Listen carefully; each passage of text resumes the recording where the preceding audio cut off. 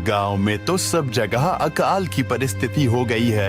लगता नहीं कि अब इस गांव में ज्यादा दिन रुकना उचित होगा। काम के लिए बाहर गांव तो जाना ही पड़ेगा। भूषण काम की तलाश में दूसरे गांव की ओर निकल पड़ता है। चलते चलते वह विजयपुर गांव में आ जाता है। वहां उसका रहने का कोई ठिकाना नहीं था और उसके पास कोई काम भी नहीं था। चलते चलते वह एक अमीर किसान जगत सेठ के पास आ पहुंचता है। सेठ जी, मैं भूषण दूसरे गांव से आया हूँ। हमारे गांव में अकाल की परिस्थिति हो गई है। लोगों के खेत सूखे पड़े हैं। गांव में बूंद बूंद पानी के लिए लोग तरस रहे हैं। अगर मुझे आपके पास कुछ काम मिल जाएगा तो बहुत कृपा होगी बड़े भाई। अरे रे, लगता है तुम्हारी हालत बहुत खस्ता हो गई है। ठीक है, वैसे मेरे पास एक काम तो है, पर लगता नहीं कि तुम वो कर पाओगे। सेठ जी, आप चिंता ना करें। मुझे आप कोई भी काम दे सकते हैं। मैं वो काम पूरी मेहनत और ईमानदारी से करूंगा। अच्छा ठीक है भूषण, तो कान खोल कर सुन लो। मेरे पास 50 गायें और 50 भैंसें हैं। तुम्हें हर रोज उन जानवरों का गोबर निकालना होगा और रोज सुबह शाम उन्हें चारा पानी देना होगा। महीने के आखिर में तुम्हें इस काम के लिए 200 रुपए मिलेंगे। और हाँ, 2 वक्त का खाना भी हमारी तरफ से मुफ्त दिया जाएगा। बोलो, क्या तुम ये काम कर पाओगे? अरे बाप रे, 50 गाय और भैंसों को संभालना आसान काम नहीं है। पर अब मैं कुछ कर भी तो नहीं सकता, और ऊपर से सेठ जी 2 वक्त का खाना भी दे रहे हैं। ठीक है सेठ जी, मैं ये काम कर लूंगा, पर एक विनती है। हाँ बोलो भूषण, क्या बात है? सेठ जी, अगर आपको समस्या ना हो तो क्या मैं आपके गायों के साथ गौशाला में रह सकता हूँ? सेठ जी, मैं इस गांव में नया हूँ। मेरा रहने का कोई ठिकाना नहीं है। जग्गा सेठ थोड़ी देर तक सोचता है और भूषण को ऊपर से नीचे तक देखने के बाद उससे कहता है, ठीक है भूषण, तुम गौशाला में रह सकते हो। जी धन्यवाद सेठ जी। तब से भूषण गौशाला में रहकर अपना काम करने लगता है। वह रोज जल्दी उठकर गाय और भैंसों का गोबर निकालता, उन्हें चारा डालता और समय पर पानी भी पिलाता था। हर रोज भूषण अपना काम ईमानदारी और पूरी मेहनत से करता था। जगत सेठ को भी भूषण का काम बहुत पसंद आने लगा, क्योंकि वह अपना काम सफाई से करता था। एक दिन जगत सेठ भूषण को बुलाकर उससे बोलता है, भूषण, मुझे तुम्हारा काम बहुत पसंद आया है। तुम गाय और भैंसों का अच्छा ख्याल रख रहे हो, इसलिए दूध की गुणवत्ता भी बढ़ गई है और गायें पहले से ज्यादा दूध भी दे रही हैं। इसलिए मैं आज से तुम्हारी तनख्वाह बढ़ाकर पूरे 400 रुपए कर रहा हूँ। आपका बहुत बहुत धन्यवाद सेठ जी। कुछ दिन ऐसे ही बीतने लगते हैं। भूषण जगत सेठ के पास बहुत मेहनत और ईमानदारी से काम करता है। धीरे धीरे भूषण के पास अच्छा खासा रुपया जमा हो जाता है, जिससे वह अपने लिए छोटा सा रहने लायक एक कुटिया बनवा लेता है। उस गौशाला में सोकर तो नाक से गोबर की गंध अभी भी नहीं जा रही। अब आखिरकार मुझे अपने घर में चैन से सोने को तो मिलेगा। तब से भूषण जगत सेठ के पास गौशाला में काम करने आता और 2 वक्त का खाना खाकर अपने घर सोने के लिए चला जाता था। कई साल ऐसे ही बीत जाते हैं। भूषण की मेहनत के कारण उसके पास अच्छा खासा रुपया जमा हो जाता है। एक दिन भूषण जगत सेठ से बोलता है, सेठ जी, आजकल गांव में चोरी की समस्या बहुत बढ़ गई है और मेरे पास कुछ रुपए भी जमा हैं जो मैंने अपने घर में रखे हुए हैं, पर मुझे उन पैसों की चोरी की चिंता हो रही है। आपको तो पता है कि मैं दिन भर आपके पास ही काम करता हूँ और सिर्फ रात में ही घर सोने जाता हूँ, इसलिए मुझे रोज उन पैसों की चोरी की चिंता सताती है। हाँ भूषण, तुम बात तो बिल्कुल सही कह रहे हो। आए दिन गांव में नए नए चोरी के किस्से सामने आ रहे हैं और दिन भर तो तुम्हारा घर खाली ही रहता है, तो चोरी होने की संभावना तो जरूर है। जगत सेठ थोड़ी देर सोचता है और फिर भूषण से कहता है, देखो भूषण, ऐसे समय में तो गांव में एक ही जगह है जहां पर तुम्हारा धन सुरक्षित रह सकता है, और वो है जमींदार का घर। क्या जमींदार का घर? हाँ भूषण, इस गांव के जमींदार बहुत ईमानदार और दयालु हैं। ऐसा मैंने कुछ लोगों से सुना है और उनके घर पर बहुत सारे पहरेदार भी हैं, तो चोरी होने की संभावना बहुत कम है। तुम अपने पैसे उनके पास रख सकते हो। अच्छा, ऐसा है क्या सेठ जी? ठीक है, फिर आज ही मैं जमींदार जी से मिलकर बात करता हूँ और उन्हें अपनी समस्या बताता हूँ। उस दिन भूषण जमींदार जी के घर उनसे बात करने जाता है। हे टूडको, कहाँ अंदर आए जा रहे हो? वहीं रुक जाओ। जी, मुझे जमींदार जी से मिलना है। मुझे उनसे कुछ काम है। क्या काम है तुमको उनसे? मुझे जरा बताओ। जी, मुझे कुछ पैसे रखवाने थे उनके पास, यही काम के लिए आया था मैं। अच्छा ठीक है, तुम अंदर जा सकते हो।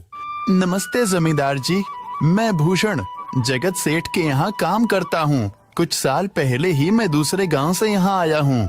अच्छा भूषण, बोलो तुम्हारा क्या काम है मेरे पास? जमींदार जी, मैं सालों से जगत सेठ के पास काम कर रहा हूँ और मैंने कुछ रुपए भी जमा कर लिए हैं। पर बात यह है कि गांव में चोरी की समस्या बहुत बढ़ गई है, तो मुझे अपने रुपए घर में रखने से डर लग रहा है। अच्छा, कितने रुपए जमा किए हैं तुमने? जमींदार जी, यही कोई 5 से 6 हजार रुपए होंगे मेरे पास। वाह, ये तो बड़ी रकम है। मैंने आपकी ईमानदारी के बारे में लोगों से बहुत सुना है, इसलिए मैं अपनी रकम आपके पास कुछ वक्त के लिए रखने आया हूँ। हाँ भूषण, तुमने बिल्कुल सही सुना है। तुम्हारी रकम मेरे पास पूरी तरह से सुरक्षित रहेगी। तुम अब चिंता ही छोड़ दो, मैं सब देख लूंगा। भूषण अपने पैसों की थैली जमींदार को दे देता है। ये पूरे 5,800 रुपए हैं, आप गिनकर देख लीजिए। गिनने की क्या जरूरत है? तुम तो जगत सेठ के आदमी हो, मुझे तुम पर पूरा विश्वास है। जमींदार जी, आपका बहुत बहुत धन्यवाद। अब मुझे चोरों का कोई डर नहीं है, क्योंकि मेरे पैसे सुरक्षित हाथों में हैं। अरे भूषण, कोई बात नहीं, धन्यवाद तो मुझे बोलना चाहिए, जो तुम मेरे पास आए अपने रुपए रखने के लिए। भूषण अपने पैसे जमींदार को देकर अपने घर चला जाता है। हाँ भूषण, तुम्हारे पैसे मेरे हाथों में ही अच्छे लगते हैं। ऐसे ही भूषण ईमानदारी और मेहनत से जगत सेठ के यहाँ काम कर रहा था। देखते ही देखते 2 साल ऐसे ही बीत जाते हैं। एक दिन भूषण सोचता है, अब बहुत साल हो गए जगत सेठ के यहाँ काम करते हुए। वैसे सेठ जी तो बहुत अच्छे इंसान हैं, पर सोच रहा हूँ कि खुद की जमीन लेकर उस पर मेहनत करूँ, तभी मैं बड़ा आदमी बन सकता हूँ। अब जो मेरे पास थोड़े कुछ पैसे हैं और जो जमींदार के पास कुछ पैसे संभालने के लिए दिए हैं, वो जमा करके थोड़ी जमीन खरीद लूंगा। आज ही जमींदार से मिलने जाता हूँ और अपने रुपए मांगता हूँ। ये सोचकर भूषण जमींदार जी के घर चला जाता है। जमींदार जी, मैं अपने रुपए वापस लेने आया हूँ। आपके पास मैंने 5,800 रुपए दिए थे संभालने के लिए। अरे भाई साहब, मैंने पहचाना नहीं आपको। वैसे कौन हो आप? अरे जमींदार जी, मैं भूषण हूँ। पिछले साल मैंने आपको पैसे संभालने के लिए दिए थे, याद आया कुछ? अरे भाई साहब, मेरे पास कितने सारे लोग आते जाते हैं पैसे रखने के लिए, और सभी के साथ मेरा अच्छा व्यवहार होता है। वैसे आपके पास कोई कागजात हैं क्या? क्योंकि मैं हर व्यक्ति से कागज पर ही व्यवहार करता हूँ। किसने कितने पैसे दिए, किसके कितने पैसे रखे हैं, सबका व्यवहार रहता है मेरे पास। जमींदार जी, ये आप क्या बात कर रहे हैं? आपकी ईमानदारी देखकर ही मैंने आपको पैसे दिए थे संभालने के लिए, और आप अब ऐसी बातें कर रहे हैं। कृपया करके मेरे पैसे मुझे वापस कीजिए। हाँ भूषण, मैं ईमानदारी से ही काम करता हूँ, इसलिए तो तुमसे मैं डॉक्यूमेंट्स मांग रहा हूँ। क्या तुम्हें पता नहीं, जब तुम किसी से पैसों का व्यवहार करते हो तो तुम्हें स्टाम्प पेपर पर लिख कर देना पड़ता है। तुम किसी से भी पूछ सकते हो। नहीं जमींदार जी, मैं आपके पैर पड़ता हूँ, कृपया करके मेरे रुपए मुझे दे दीजिए। बड़ी मेहनत से मैंने वो पैसे जमा किए थे, मुझ पर ऐसा अन्याय ना करें। अरे क्या ये झूठ मूठ का रोना धोना लगाया है? लगता है तुम ढोंगी हो। और मेरी ईमानदारी और भोलेपन का फायदा उठाकर मुझसे ये रुपए लेने आए हो। रुक, तुझे अभी सबक सिखाता हूँ। जमींदार अपने आदमियों को बुलाकर भूषण की पिटाई करने को कहता है। इसे तब तक मारो जब तक ये बेहोश ना हो जाए। इस 2 कौड़ी के आदमी ने मेरी ईमानदारी पर सवाल उठाया है, इसे छोड़ना मत। जमींदार के आदमी भूषण को डंडे से खूब मारते हैं। फिर भूषण दुखी होकर अपने घर चला जाता है। भूषण के शरीर पर घाव के निशान स्पष्ट दिखाई दे रहे थे। 2 दिन से भूषण घाव के दर्द के कारण जगत सेठ के घर काम के लिए नहीं जा पाता है। इसलिए अगले दिन जगत सेठ भूषण के पास आ जाते हैं। वह देखते हैं कि भूषण खाट पर सो रहा है और वह बड़ा ही चिंता में नजर आ रहा है। भूषण भाई, तुम 2 दिन काम पर नहीं आए, क्या हुआ भाई? तबीयत ठीक है ना तुम्हारी? कुछ समस्या है क्या? अरे सेठ जी, आप खुद यहाँ आए हो। आप खबर भिजवाते तो मैं खुद चला आता। अरे भूषण, कोई बात नहीं, तुम्हें देखकर लगता है तुम बीमार हो।